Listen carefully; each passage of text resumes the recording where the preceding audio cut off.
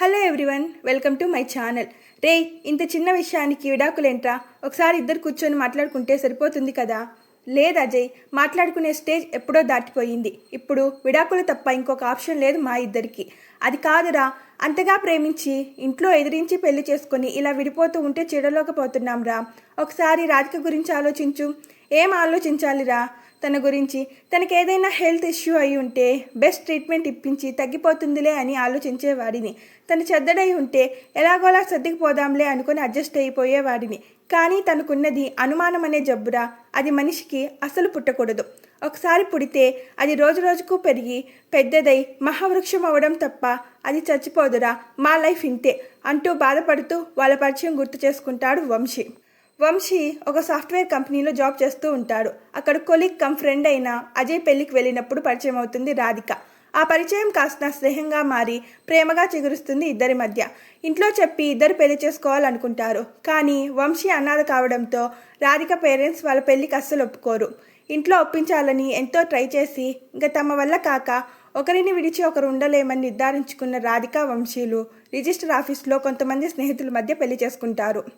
ఇద్దరి సేవింగ్స్తో ఒక చిన్న ఫ్లాట్ తీసుకొని అందులో సంతోషంగా కొత్త లైఫ్ని స్టార్ట్ చేస్తారు ఇద్దరు ఆఫీస్కి వెళ్ళి రావడం, ఇంటి పని ఇద్దరు కలిసి షేర్ చేసుకొని చేయడం, వంట కూడా కలిసి ప్రిపేర్ చేసుకోవడం, ఒకరికొకరు తినిపించుకుంటూ ఒక సంతోషకరమైన జంటలో హ్యాపీగా ఉంటారు ఇద్దరు. మరి ఇంత హ్యాపీగా ఉన్న జంట మధ్య సమస్య ఏంటి అంటే, ఒకరోజు రాధిక ఆఫీస్ నుండి ఇంటికి వచ్చేసరికి ఇంటికి లాక్ చేసి ఉంటుంది. ఇదేంటి, రోజు వంశీ నాకంటే ఫస్ట్ ఇంటికి వస్తాడు కదా, ఒకవేళ రాకపోతే లేట్ అవుతుందని కాల్ చేసి చెప్పేవాడు. ఈరోజు ఏంటి ఇంకా ఇంటికి రాలేదు అనుకుంటూ తన దగ్గర ఉన్న ఇంకొక కీతో లాక్ ఓపెన్ చేసుకొని ఇంట్లోకి వెళ్తుంది. అతనికి ఫోన్ చేస్తే ఫోన్ కలవదు, స్విచ్ ఆఫ్ అని వస్తూ ఉంటుంది. ఏమై ఉంటుంది అనుకుంటూనే డిన్నర్ ప్రిపేర్ చేసి అతని కోసం ఎదురు చూస్తూ ఉంటుంది. నైట్ 10 అవుతుందనగా ఇంటికి వస్తాడు కారులో. ఆ కారు ఎవరిది అనుకుంటూ అతన్నే చూస్తుంటుంది రాధిక. ఓకే బాయ్ అంటూ అందులో ఉన్న అమ్మాయికి టాటా చెబుతూ నవ్వుతూ ఇంట్లోకి వస్తాడు. ఎక్కడికి వెళ్ళావు వంశీ? ఇంతసేపు కనీసం కాల్ కూడా చేయలేదు. అయ్యో సారీ రా, చెప్పడం మర్చిపోయాను. ఈరోజు కొంచెం హెడేక్గా ఉంది అని ఆఫ్టర్నూనే ఇంటికి వచ్చాను. ట్యాబ్లెట్ వేసుకొని పడుకుంటే కొంచెం సేపటికి తగ్గిపోయింది. ఈవినింగ్ నువ్వు వచ్చేసరికి నీకోసం ఏదైనా స్నాక్స్ చేద్దామని ఇంట్లో చూస్తే సరుకులు నిండుకున్నాయనే విషయం అర్థమైంది. ఇంట్లో ఎలాగో ఖాళీగా ఉన్నాను కదా అని సరుకులకు బయటికి వెళ్ళాను. అక్కడ నేను ఆశ్రమంలో కలిసి చదువుకున్న ఫ్రెండ్ కృష్ణవేణి కనిపించింది. చాలా రోజుల తర్వాత ఫ్రెండ్ కనిపించేసరికి తనతో మాట్లాడుతూ టైం చూసుకోలేదు. కనీసం ఫోన్ చేశాను, అప్పుడైనా లిఫ్ట్ చేయొచ్చు కదా వంశీ.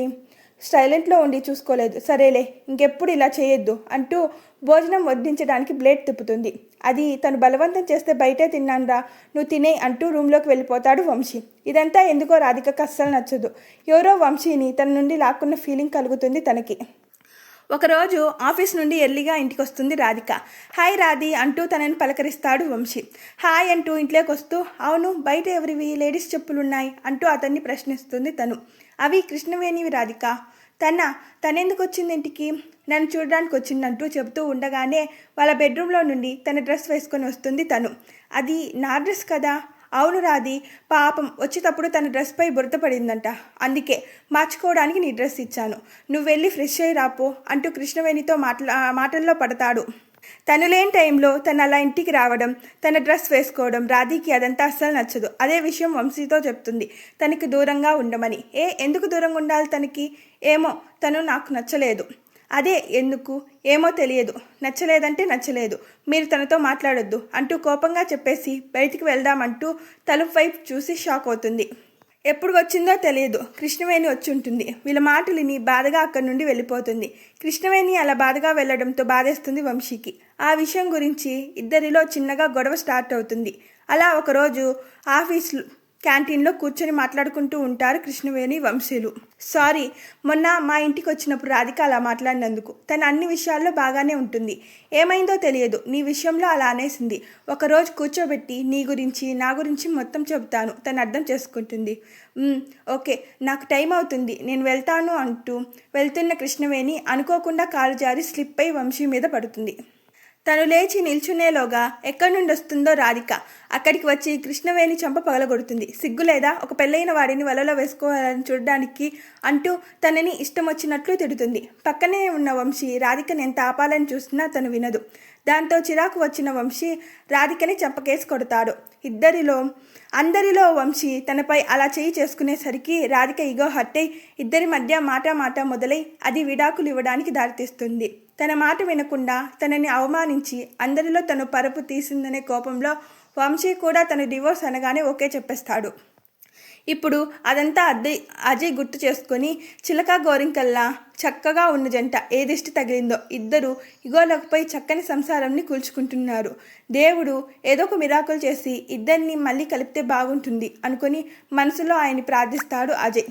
విడాకులు తీసుకోవడానికి కోర్టుకు హాజరు కావడానికి రెడీ అవుతూ ఉంటారు ఇద్దరు. అదే సమయంలో రాధిక అనుకోకుండా కళ్ళు తిరిగి పడిపోతుంది. దాంతో తనని కోర్టుకు కాకుండా హాస్పిటల్కి తీసుకొని వెళ్తాడు వంశీ. డాక్టర్ తనని చెక్ చేసి తను ప్రెగ్నెంట్ అనే విషయం చెబుతుంది. రాధిక ప్రెగ్నెంట్ అనే విషయం తెలియగానే చాలా హ్యాపీగా ఫీల్ అవుతాడు వంశీ. అప్పటి వరకు అతని మనసులో ఉన్న కోపం ఇగో పోయి బిడ్డ కోసమైనా తనతో కలిసి ఉండాలనే తపన పుడుతుంది. కానీ అందుకు రాధిక ఒప్పుకోదు. నువ్వే వద్దనుకున్న తర్వాత ఈ బిడ్డని మాత్రం ఎందుకు ఉంచుకుంటా అనుకుంటున్నావు? నాకు నువ్వు వద్దు, ఈ బిడ్డ వద్దు. ఇప్పుడు అభ్యసనం చేయించుకుంటా. నేను ప్రెగ్నెంట్ అనే విషయం నీకు ఇప్పుడు తెలిసిందేమో, నాకు మాత్రం ఎప్పుడో తెలుసు. ఒకప్పుడు ఈ సంతోషకరమైన విషయం నీతో చెప్పడానికి వచ్చినప్పుడే నాకు నీ భాగవతం తెలిసింది. నీలాంటి చీటర్తో ఉండాల్సిన కర్మ నాకేం పట్టలేదు అంటూ వంశీని చాలా కోప్పడి అప్పుడే అభాషణ చేపించుకుంటా అని పట్టుపడుతుంది అతని మీద కోపంతో. కానీ అందుకు వంశీ ససేమీరా ఒప్పుకోడు. నీకు బిడ్డ వద్దేమో, కానీ నాకు కావాలి. నీ కడుపులో ఊపిరి పోసుకుంటున్న నా బిడ్డని కానీ నాకు ఇచ్చేసి నీకు నచ్చినట్లు వెళ్ళిపో. అలా కాదు అని అభాషణ చేపించుకుంటా అంటే నేను ఒప్పుకోను. ఇప్పుడే ఈ విషయం కోర్టులో చెప్పి నాకు నీతో విడాకులొద్దు, నా బిడ్డ నువ్వు నాకు కావాలి అని చెప్తాను. అప్పుడు వాళ్ళే నీకు అర్థమయ్యేలా కౌన్సిలింగ్ ఇప్పిస్తారు. తర్వాత నీ ఇష్టం. నీకు తెలుసో తెలియదో ఒక ప్రాణిని బలవంతంగా చెప్పే హక్కు ఎవరికీ లేదు. నీకు ఈ విషయం తెలుసో తెలియదో వెళ్ళి ఒకసారి నీ లాయర్ని కనుక్కో అంటూ వంశీ సీరియస్ అయ్యేసరికి అలాగే తన వైపు లాయర్ కూడా అదే మాట చెప్పడంతో ఇంకా తప్పక బిడ్డని కనడానికి ఒప్పుకుంటుంది. తను ఎక్కడైనా ఉంటే తన మీద కోపంతో బిడ్డను ఏదైనా చేస్తుందని తనతోనే ఉంటేనే విడాకులు ఇస్తాను లేకపోతే ఇవ్వననే ఒప్పందంతో మ్యూచువల్గా ఒప్పుకొని డివోర్స్ పేపర్స్పై సైన్ చేస్తారు. ఒకరోజు రాధిక కాల్ వస్తూ ఉంటుంది. రాధిక ఫోన్ ఇంట్లోనే మర్చిపోయి హాస్పిటల్కి చెకప్ కని వెళ్ళి ఉంటుంది.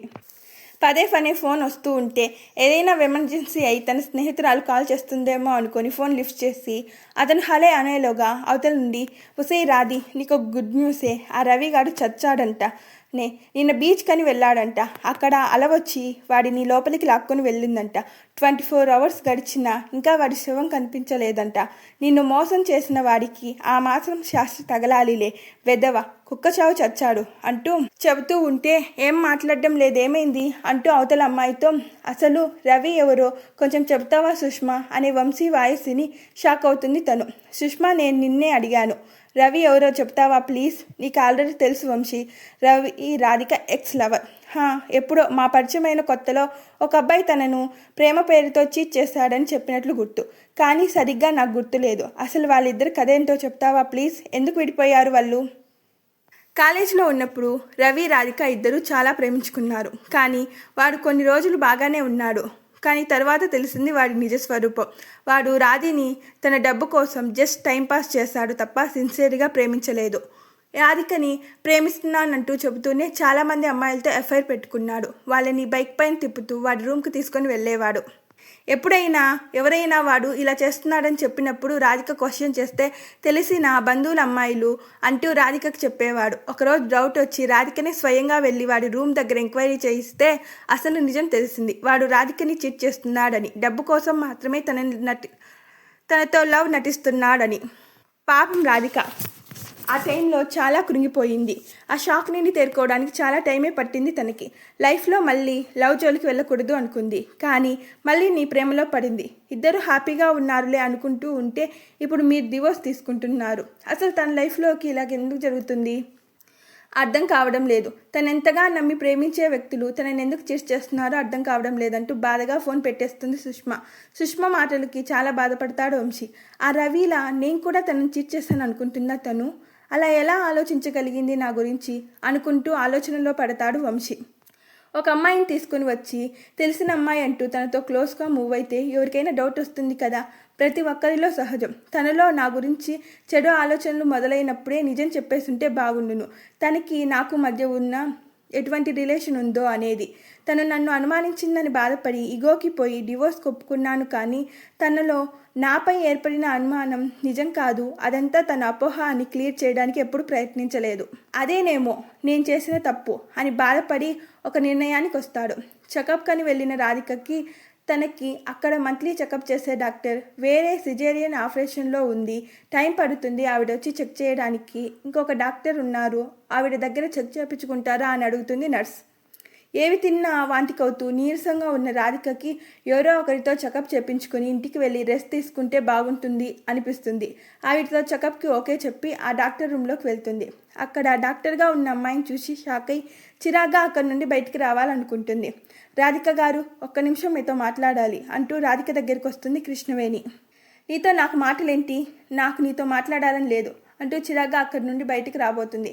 ప్లీజ్ అండి, ఒక 5 minutes మీతో మాట్లాడే ఛాన్స్ ఇవ్వండి నాకు ప్లీజ్ అంటూ తను వేడుకోవడంతో సరే చెప్పు, ఏంటి నీ బాధ, నాతో ఏం మాట్లాడాలి? నా గురించి, వంశీ గురించి. మీరు అనుకున్నట్లు మా మధ్య ఎటువంటి చెడు సంబంధం లేదండి. నేను వంశీ ఇద్దరు ఒకే అనాథాశ్రమంలో ఉన్నాం. అందరూ తల్లిదండ్రులు లేక అనాథలైతే నేను అందరుండి వాళ్ళకి నన్ను చూసుకోవడానికి టైం లేక అనాథయ్యాను. ఫస్ట్లో అక్కడ అస్సలు ఇవ్వడలేకపోయేదాన్ని. అనాథాశ్రమం అంటే మంచి పిల్లలే కాదు, చెడు పిల్లలు కూడా ఉంటారు అక్కడ. వాళ్ళు నన్ను ఏడిపిస్తూ ఉంటే వంశీనే నన్ను వాళ్ళ నుండి కాపాడేవాడు. నాకంటే చిన్నవాడైనా నన్ను కన్నలా అనే కన్నా తండ్రిలా కాపాడేవాడు. నేను బాధపడుతూ ఉంటే ఓదార్చేవాడు. నేనేదైనా పని ఇది చెయ్యగలనా అని అధైర్యపడినప్పుడు ధైర్యం చెప్పేవాడు. నాకు ఒక ఫ్యామిలీలా నా వెన్నంటి ఉండేవాడు. మా మధ్య సంబంధంకి ఒక పేరు చెప్పమంటే చెప్పలేను, కానీ ఒక విషయం మాత్రం చెప్పగలను. వంశీకి మీరంటే చాలా ఇష్టం. ఇష్టం అనే కన్నా ప్రాణం అని చెబితే తక్కువేమో.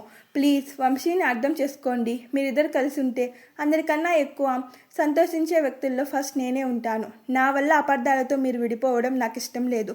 నా మాటల మీద నమ్మకం లేకపోతే మేమున్న అనాథాశ్రమంకి వెళ్ళి మా గురించి ఎంక్వైరీ కూడా చేయొచ్చు. ఒక్కరైనా మా గురించి చెడుగా చెప్తే మీ చెప్పుతో నన్ను కొట్టండి. నా వల్లనే మీకు సమస్య కనుక వంశీ లైఫ్లోనూ మీ లైఫ్లోనూ అసలు ఎప్పుడు కనిపించనండి. మీ కాళ్ళు పట్టుకుంటాను. వంశీకి దూరం కావద్దు అంటూ తను రాధిక కాళ్ళపై పడుతుంది. కృష్ణవేణి చేసిన పనికి షాక్ అవుతుంది రాధిక. అక్కడి ఉండలేక ఇంటి దారి పడుతుంది. దారంతా వాళ్ళ గురించి ఆలోచిస్తుంది. వంశీ అన్ని విషయాల్లో పర్ఫెక్ట్. ఏ విషయంలోనూ తనని బాధ పెట్టలేదు. ప్రతి విషయంలో తనకి సహాయంగా ఉంటూ చాలా ప్రేమగా ఉండేవాడు. తనని చాలా ప్రేమించేవాడు. ప్రతి విషయంలోనూ స్వేచ్ఛనిచ్చేవాడు. ఒక్క కృష్ణవేణి విషయంలో తప్ప వాళ్ళ మధ్య ఎటువంటి సమస్యలు లేదు. ఇద్దరు కూర్చొని మాట్లాడుకుంటే సరిపోయేదేమో ఆ విషయంలో. నేనే ఏమైనా తన విషయంలో ఎక్కువ ఆలోచించి ఇంత దూరం తీసుకుని వచ్చానా? ఎవరో నన్ను మోసం చేశారని అందరూ అలాగే చేస్తారు అనుకోవడం తప్పేమో అనే ఆలోచనలో పడుతుంది రాధిక. తను ఆలోచనలో ఉండగానే ఇల్లు వస్తుంది. రాధిక కార్ దిగి ఇంట్లోకి వెళ్తుంది. ఇంట్లో బెడ్పై వాళ్ళ పెళ్లి బట్టలు ఉంటాయి. ఇవేంటి ఇక్కడున్నాయి అనుకుంటూ వాటిని చూసిన రాధిక ఆలోచనలు వాళ్ళ పెళ్లి రోజుకు వెళ్తాయి. రాధిక, ఈరోజు మన పెళ్ళయింది, హ్యాపీగా ఉంది నాకంటూ ఒక తోడుందని. అందుకే ఈ శుభ సందర్భంలో నీకేం గిఫ్ట్ కావాలో అడుగు, అది ఎంత ఖరీదైనా నా తల తాకట్టు పెట్టి ఇస్తాను. ఏమడిగినా చేస్తావా? ఒకసారి అడిగి చూడు, ఏమైనా వస్తాను, నా ప్రాణమైనా ఇచ్చేస్తాను. నీ ప్రాణం వద్దు, కానీ నాకు ఒక ప్రామిస్ చెయ్యి. ఏంటది? ఏంటంటే పెళ్ళైన ప్రతి జంట మధ్య ఫస్ట్లో బాగున్నా తర్వాత చిన్న చిన్న గొడవలు కామన్. రేపు అటువంటి గొడవలు మన మధ్య కూడా రావచ్చు. ఫస్ట్లో గొడవ జరిగినా కొంచెం సేపటి తర్వాత 2-3 రోజులకి తర్వాతను నీకో నాకో కాంప్రమైజ్ అవ్వాలి, ఎందుకులే లేనిపోని గొడవలు అనిపించవచ్చు. ఆ టైంలో పక్కన వ్యక్తితో మాట్లాడాలని ఉన్నా తను మాట్లాడదు ఏమోననే నేనెందుకు తగ్గాలని ఇగోకపోకుండా ఆ టైంలో మనం ఒక ఐడియాని ఇంప్లిమెంట్ చేద్దాం. అదే ఏంటంటే మనం కాంప్రమైజ్ అవ్వాలనుకున్నప్పుడు నువ్వు కానీ నేను కానీ ఆ బట్ట తీసి అవతల వ్యక్తికి కనబడ్డేలాగా పెడితే చాలు. మన పెళ్లి నాటి మధుర జ్ఞాపకాలు గుర్తు చేసుకొని ఇద్దరం ఈ బట్టలు కట్టుకొని కాంప్రమైజ్ అవ్వాలి, ఇగోలకు పోకూడదు. అలా నువ్వు నాతో ఉంటానని ప్రామిస్ చేయి చాలు. ఓకే, అలాగే చేస్తాను. మళ్ళీ అటువంటి గొడవలు మన మధ్య రాకుండా జాగ్రత్త పడతాను కూడా అంటూ వాళ్ళు మాట్లాడుకున్న మాటలు గుర్తొచ్చి ఆ బట్టలు తీసుకొని కట్టుకుంటుంది కట్టుకుని వస్తుంది. రాధిక ఆ శారీ కట్టుకోవడంతో హ్యాపీగా ఫీల్ అవుతాడు వంశీ. ఇద్దరు ఒకరికొకరు క్షమాపణ చెప్పుకొని హ్యాపీగా కలిసి ఉంటారు. కృష్ణవేణి విషయంలో వంశీని అనుమానించినందుకు రాధిక ఇద్దరికీ క్షమాపణ చెబుతుంది. ఆ రోజు నుండి కృష్ణవేణి కూడా ఫ్యామిలీలో ఒక నెంబర్ అవుతుంది. నేను ఈ స్టోరీ ద్వారా ఏం చెప్పాలనుకుంటున్నానంటే, ఒక్కోసారి చిన్న చిన్న అపార్థాలే పెద్ద గొడవలకు దారితీస్తాయి. ఆ టైంలో భార్యాభర్తలు కానీ తల్లి కొడుకులు కానీ ఇంకే రిలేషన్ అయినా కూర్చుని మాట్లాడుకొని ప్రాబ్లమ్ని సాల్వ్ చేసుకుంటే మంచిది అనేది నా అభిప్రాయం. ఇగోలకు పోయి బండాలను దూరం చేసుకోవద్దు అనేది నా అభిప్రాయం. హాయ్ ఫ్రెండ్స్, మీకు ఈ స్టోరీ ఎలా అనిపించిందో ప్లీజ్ కామెంట్ చేసి చెప్పండి. లైక్ చేయండి, షేర్ చేయండి, అలాగే సబ్స్క్రైబ్ చేసుకోండి అబ్బా ప్లీజ్.